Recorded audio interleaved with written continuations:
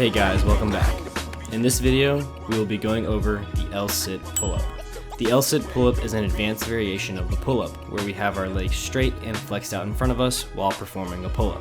This variation is one that further increases the challenge of the pull-up for us in a multitude of ways. Also, we can't deny that they do look pretty cool as well. But with this variation, there's a tendency to rush into it, causing most people to execute L-sit pull-ups first without breaking down its counterparts and working on them, leading them to struggle with their L-sit pull-ups. So we'll go over its counterparts and breaking it down in the video. First, there are a lot of muscles working here, but some primary ones involved include our lats, rhomboids, traps, biceps, abdominals, and hip flexors. Now, grip position. Briefly, when it comes to grip position, we have a few variations. We can use a pronated grip, a neutral grip, or a supinated chin-up grip. At the end of the day, just go with what feels comfortable for you and allows you to execute solid full range of motion L-sit pull-ups. My personal favorite with these is using rings, as we can twist our hands, choosing a favorable position for our shoulders when ascending and descending. You aren't stuck in one fixed position, so I definitely recommend using rings if a fixed bar isn't feeling comfortable for you. Now, the L-sit difficulty. You'll notice the L-sit pull-up does place a lot more emphasis on our core, while requiring some decent hip flexor strength and hamstring flexibility to maintain straight legs. But the real challenge here is the L-sit position further increasing the stretch on our lats as we bring our hips and legs into a flexed position, making it much more difficult to execute pull-ups. When a muscle is placed in a stretched or lengthened position, it's harder for us to produce force from that stretched position. So we have the stretch on the lats, our abs fully engaged, and the hip flexors working hard while challenging our hamstrings to maintain straight legs. Now, I know it's a lot, but no worries. This is where we can break it down and focus on its counterparts. Let's start with hamstring flexibility and hip flexor strength. It's worth putting the time separately into developing these areas. If our hamstrings are really tight and our hip flexors are weak, you'll notice your knees being stuck in a bent position and really feeling the difficulty of holding your legs up and straight out. Some exercises you can focus on are hamstring flexibility exercises such as forward folds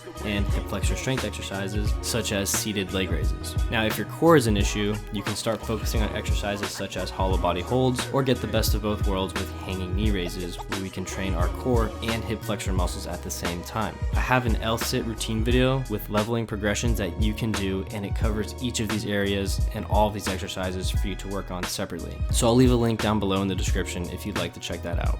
Now, if pull-ups are what you need to work on improving, then it's time to put in some work. If the L-sit pull-up is a real goal of yours, it can be worth focusing on hollow body pull-ups, where your pelvis is in a posteriorly tilted position and the focus is more so on the anterior chain, or the front of your body. This can prepare you for the L-sit pull-up, which will be using a similar position. I also have a pull-up routine to develop your pull-ups if that's an area that you are lacking with. As you train these areas separately, you can start combining them using exercises such as hanging tuck holds, hanging L-sit holds, hanging leg raises, and tuck pull-ups. Now let's go over form. In the starting position, while hanging from the bar, bring your feet together. Start by engaging your abdominals first, creating a hollow body shape where the hips are posteriorly tilted, and when ready, lift both legs, keeping them straight to the best of your ability. You will be flexing your quads here to maintain position. Also, point your toes. This will help reduce that stretch sensation on the hamstrings, making it easier to keep the legs straight.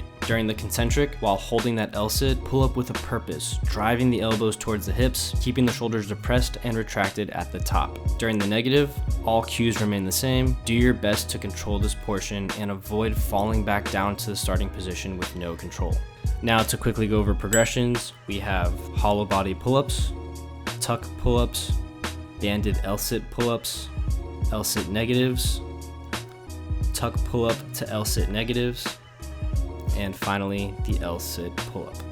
Remember, you can't cheat L-sit pull-ups by creating momentum with your legs. That is no longer a part of the equation, so be prepared to earn your L-sit pull-ups. If you guys enjoyed this video, please leave a like and click that subscribe button down below for more content in the future. If you have any questions at all, please leave a comment down below and I look forward to answering them. Thank you guys for watching and enjoy the process.